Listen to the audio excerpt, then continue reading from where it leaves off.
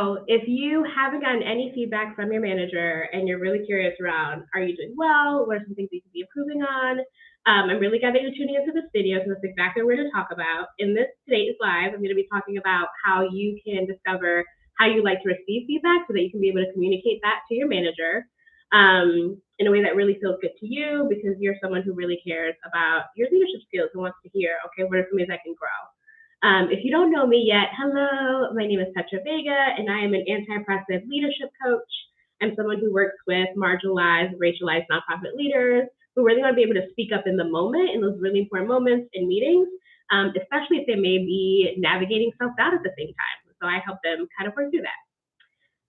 In this video, I'm going to try to give you everything that you need to be able to request the feedback that you so need. But I also want to put in a little plug. If you don't know already about my resource, it's a free resource called the Feel Good Feedback Guide. I'm going to put the link to it in the chat here. I feel like this is the most robust resource I have around really giving feedback. In it, you'll find different scenarios if you're really thinking critically around, okay, what's the best way that I can give feedback, or what's the way that I like to receive feedback? I give examples about what not to do because sometimes it's really helpful to know, okay, what are the red flags? Okay, what am I trying to stay away from? And I also share kind of like in the best case scenario, how can you create an environment for you to receive feedback, share feedback, really in a way that is consent-based, right? That's really on the terms of all the parties involved, that is really aware of trauma, given that a lot of folks may experience some harmful experiences with feedback, and that is really generative. And I think about generative as like, it's really going to help people grow, right? So like, you don't want to just be like talking to people, giving some feedback, and people not do nothing with it. And so I want to give you all of that support and resources. Again, you can find that in my Feel Good Feedback Guide. Hey, Jamar. You can find that in the links below. Okay. And the last thing I want to share before I kind of get into today's topic is, if you are able to stay to the end, I want to reward you by sticking around and investing a little bit of time to up your feedback asking for skills, and let you know that if you're able to stay to the end, you do have an opportunity to win either one or two prizes. And if you win, I'll let you choose whatever you like, because I like choices here. So if you are chosen to win, I'm going to pick this at random. You can either win a free workshop series that I have done in the past around really developing your anti-oppressive and liberation-centered practices. It's an introduction. It's a 3-part workshop. It's called So You Want to Be Less Oppressive. You can either win that and kind of go at your own pace, or maybe there's some personalized feedback that you like, then maybe you might want to choose the second option, where you could win 50% off of a one-on-one coaching session, so that you can get like that dedicated attention where you and I are going back and forth on, okay, what's going on? How can I help you? So again, if you're able to stay to the end, you can win either that free workshop series or 50% off the one-on-one coaching session with me, okay? So that's all the little disclaimers I want to give you. So let's get into today, right? So I think it's really important before you start asking for feedback in a way that really works for you, and what makes sense for you and where you're trying to grow and grow as a leader. I think it's really important, and I would feel irresponsible if I didn't kind of talk through what are some of the conditions, right? Like if you are in an organization that you don't actively get feedback, there might be some things in place already that make that really difficult. And so as I kind of name some of these characteristics of what might be going on at your nonprofit, of why you might not be getting feedback as much as you'd like, I want you to kind of think and kind of take a assessment and be like, is that happening in my organization? I'd love to know which, if any, or how many of these things are happening at your nonprofit. And so something that I've seen really when people aren't getting feedback in a timely manner or helpful manner, or maybe even at all, is that the organization might really be operating from this culture of politeness or niceness, right? And so here are some of the characteristics of what I've seen. And again, you can kind of assess for yourself, okay, if this is kind of like where my organization is operating in, even though I'm going to give you my best stuff around how to ask for feedback that really aligns with your learning goals, if you are really seeped into any of these characteristics, it might make things a little bit more difficult. And so I want to just kind of like let you know what those things are, because the last thing I want you to do is kind of take the lessons I'm going to teach in today's live and then it not working, you think you did anything wrong, right? It might not be you. It might just be like the conditions, the environment that you're navigating in might make it a little bit more difficult. And of course, you can ask questions if you find that you're like, yeah, I'm really steeped in this, and how we might shift some of my recommendations. But let me talk about some of the characteristics of this culture of politeness or niceness that might be getting in the way of your organization actually giving you feedback. So one of those things that I've noticed is there really might be the sense of conflict avoidance, right? Like some people, because they don't want to get into conflict, they don't want to cause quote unquote issues or troubles, or want to say anything that might frankly piss people off, they just don't give any feedback, right? And so that could be happening in an organization that has this kind of culture. There also might be some stigma against people who do ask questions, who challenge the status quo, or if you speak really directly, there might be some stigma against that, right? You might be scapegoated, and that might create an environment where, again, there is like open feedback. Feedback isn't given because people are like, oh, no, when you give feedback, you're kind of scapegoated, or you're seen as like the bad person, and so there's no feedback given, right? And then everyone kind of has this culture. Another thing I've seen is that sometimes we really prioritize being nice to each other as a way to be like, oh, here we are being inclusive, right? Where, again, people are trying to avoid that conflict, or trying to make anyone feel uncomfortable, that we think that by everyone being nice to each other, that is really inclusion, which I think is kind of a misstep. Another characteristic might be if people are afraid to give feedback or to ask questions, it might be because people are afraid to lose their jobs. And so if you're feeling that sentiment, or you have a sense that other people may be feeling that also is going to contribute to this like not really openly given feedback culture. A few other ones that I've seen is really there might just be a lack of training, where I hope that if that is the case for you or the organization you're at, that this video can kind of serve. It's like maybe no one has taught you how to give feedback. And these last two I got from, I created this post on Threads. There's a thread on Threads, whatever that's called.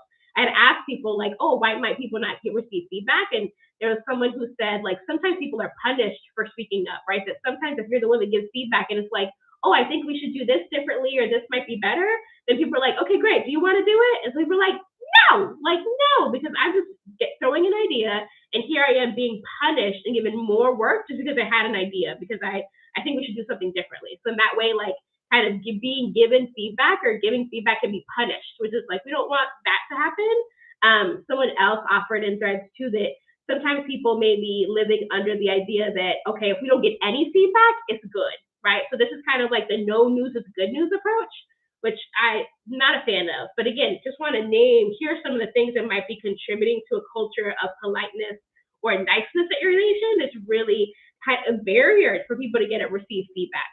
So I kind of want to just give you a little second to think about, and I'll put here in the chat as well. Do you feel like your organization is embodying some of this culture of politeness or niceness? In what ways? I'm curious in the chat.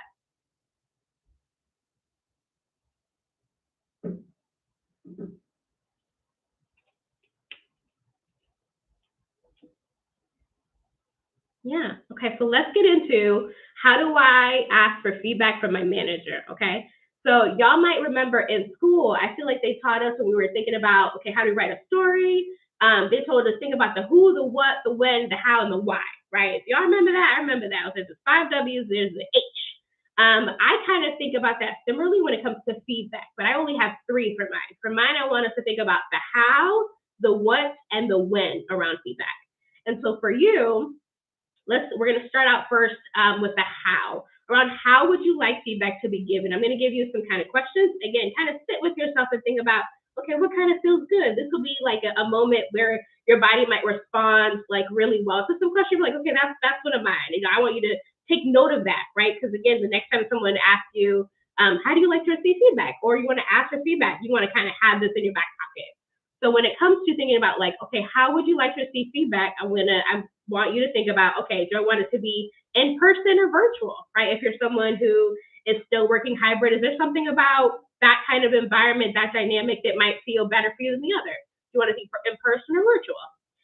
Are you someone that likes it to be written or verbal, right? Do you want it to be written so you can have some time to sit with that feedback? Or are you someone that's like, no, tell me in the moment in person, that helps me process the information better. That's one. Another one might be, are you someone who is open to receiving feedback in public? Is it okay if someone kind of corrects you or names like something that you could be doing better at in front of other people? Does that feel okay? Or are you someone that really likes it in private? You know, you're like, can we have a one-on-one and aside? And really, like, something to think about too is, okay, think about a time when you gotten some feedback that might have been hard to hear. And what made you open to it, right? Maybe this person was really thoughtful about it being a private conversation because they know that you're a private person. Or maybe this person was like, oh, I'm gonna write it down, give you time to process it, let's circle back in a few days. Maybe this person did it in person, right? Because they're like, oh, I know that you really care about the us kind of sharing space together, and that feels like it won't be as misconstrued as sometimes things can be done virtually can be misconstrued. So think about, okay, when have I been given some feedback that I really liked, right? Kind of think about those questions. And I'll give you an example because sometimes that can be helpful. So for me personally, I really like to receive feedback, especially if it's going to be hard to hear.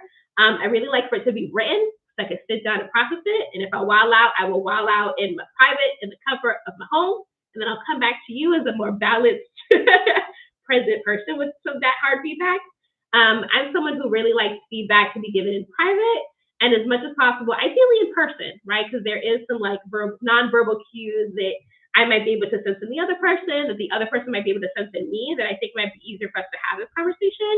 And so I'm going to kind of throw this question at you again. How would you, and I'll put it here in the chat for folks that really like things written down, how would you like feedback to be given? And take a second, I'll give us a few seconds. How would you like feedback to be given? In person, virtually, written, verbally, publicly, privately? There might be some other like prerequisites, but just take a second to think about how would you like the feedback to be given, ideally.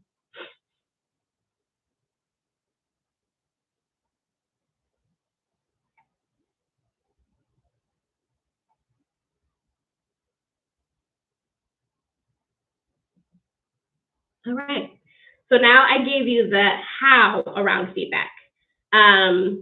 Oh yeah, we're having the chat, depends on the feedback for me. Yes, you might have scenarios. You're like, okay, maybe for if the feedback is about maybe the work that I'm doing, maybe that's private, right? But maybe if the feedback is around an event that we did as a group, maybe that's okay to be public. Yes, I totally see that. Someone else wrote, oh, if I'd like it to be one-on-one, in person, and supplemented by writing. Yeah, I was like, let me sit with it. I love that. And then there's trust. Oh, yes.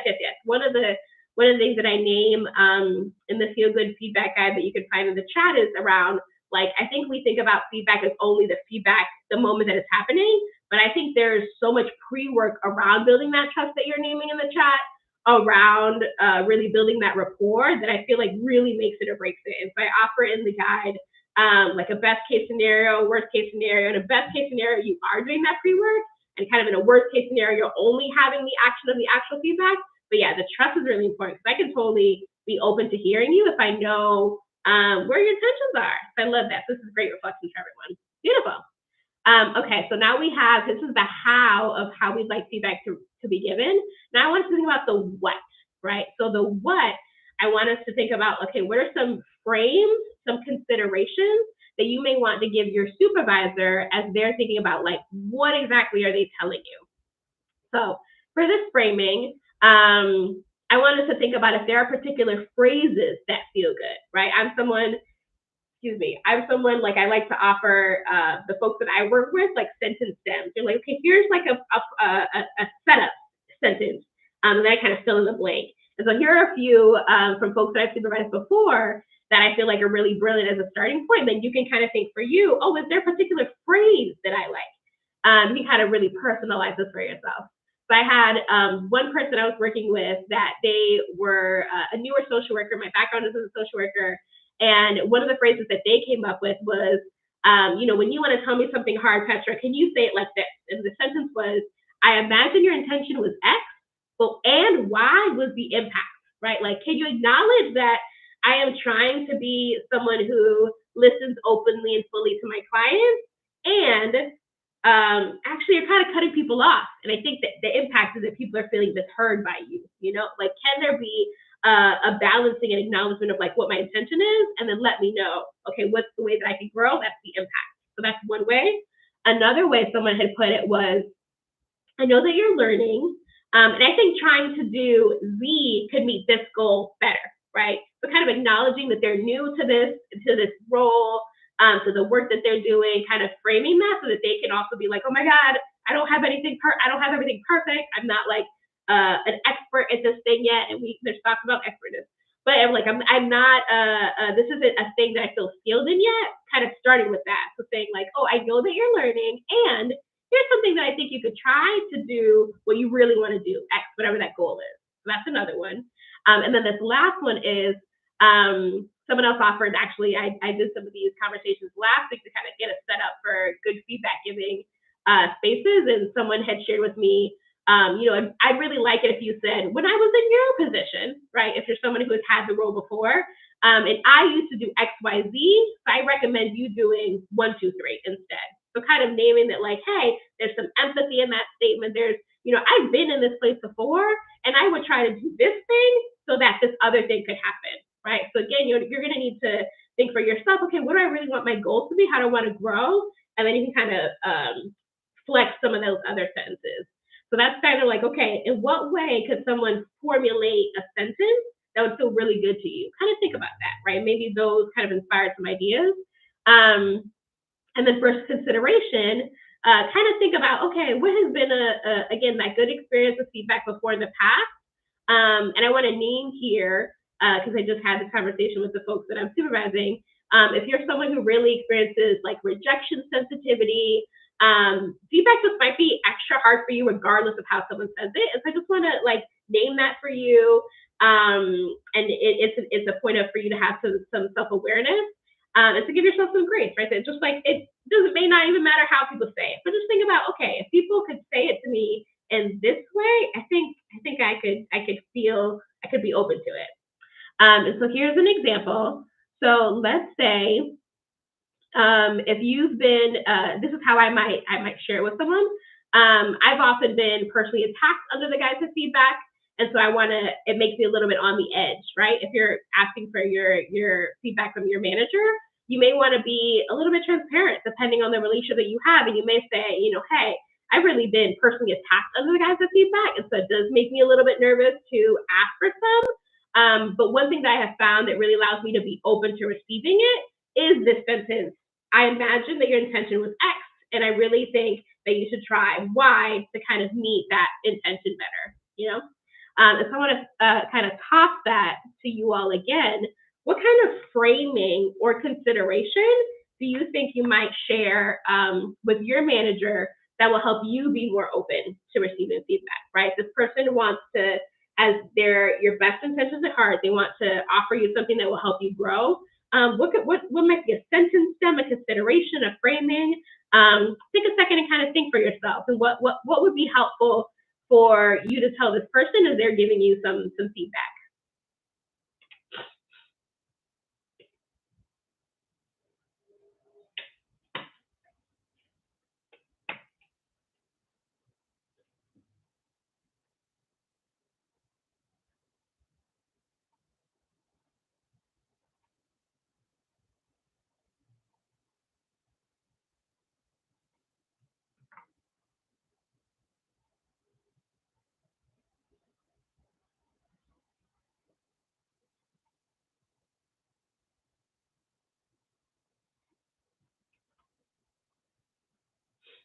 Yeah, this might take a little bit. Yeah, so feel free. This might simmer. I'm someone that believes in planting the seed,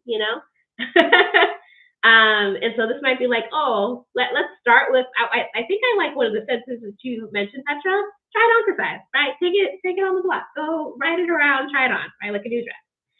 You don't have to be married to anything, but at least now you have the question. Ooh, okay. What would I really need to be open to something being hard to receive, so it's great. Yeah, right. Right. I know we might clap back, right? That might be the defensiveness in that. So it's like, ooh, if I were really trying to be, balanced, present, whatever kind of word you want to describe yourself at, where you might not kind of come with that, we let it fight energy. What would someone need to say? So feel free to take some time time to think about that. I want to also invite you, if you have any questions so far around asking for feedback, if there's anything you're noticing around how you like to receive feedback, feel free to put that in the chat, but we're about the halfway point. And so if there's any questions that you have about anything that I'm sharing so far, feel free to put those in the chat, and then I'll come back to check those and make sure I answer your questions before we go. Okay, so we did the how do we like to receive feedback. We just did the what would need to be said to me in order to ask for feedback. And then the last piece I want us to think about is the when, right? And so I feel like this is a nice feedback sandwich for you to think about that you're offering to your manager, whoever's supervising you, around here. Please feed this back to me later. So the when is the best time for you to receive feedback, right? This is really a moment, again, an invitation for some self-awareness and some self-inquiry. Let's say you are a morning person, you're like, okay, the sun is out, I'm my best self. You might really benefit from receiving feedback in the morning, and it could be like a real bummer for you to receive it at the end of the day, you know? So you might offer like, oh, I really like to see feedback in the morning, right? Or maybe it's later in the afternoon when maybe you have the most energy, so kind of tuning in. There also might be some intention around what has the day been, right? And let's say that you want to ask for feedback, but also you've had like this day has kicked your ass. I'm like, probably it's not a good time to ask for feedback right now. Maybe wait till the next day to ask for some feedback, but that's up to you. The last piece here around when that I want to name is maybe you're someone who likes to receive feedback immediately after an event, a workshop, a meeting you facilitated, like something scary, new that you want to get feedback on. Maybe you're like immediately, right? Because if not, I'm going to freak out about it all night and I'm not going to be able to leave it at work. Then you might want to ask for feedback immediately. Or maybe you're someone who's like, oof, that thing really took a lot out of me. I actually do need to take a beat, take a second. Let me ask for feedback tomorrow, or let me ask for feedback the next day, right? At a time that you have a little bit more, again, heart space, head space, you can be present to receiving the feedback and to engage with it, you know? And so what this might sound like is you might say, hey supervisor, name insert here. Could you give me some feedback around how I led that last meeting? I've really been working on making sure that everyone feels included and heard. Do you feel like I was able to do that well enough in the meeting? Do you think there's anything I could improve based on me really wanting people to feel included in that meeting? And hey, if now's not a good time, could we schedule a time for you to give me some feedback? Right, that's how that might sound like, kind of putting all those things together. Okay, what kind of feedback you're looking for? I really want to, the thing I want to do better at is I want to make sure people feel heard and included in the meeting. And timing-wise, is now a good time? Is later a good time? You know, and making your request, advocating for yourself around, hey, I'm really trying to grow in this area. What do you think? How did I do? What did I do well? What can I do better? So I'm going to put here again in the chat, when are you most open to hearing feedback? If there's a particular timing, kind of think about in your day, is it in the midst between a whole bunch of meetings? Do you want a little bit to be openness for that day? Ooh, yeah, we have in the chat, love to have a debrief, right? Maybe liking to sleep. Yeah, let some sleep always up. I'm like, there's a problem, take a nap. Take a break, take a nap, eat something, drink something, take a nap. Yeah, maybe you need a little bit of space before you actually have that conversation. Yeah, that's great. Beautiful. Yeah, so kind of thinking about, okay, what are you most open to hearing feedback? That's the question.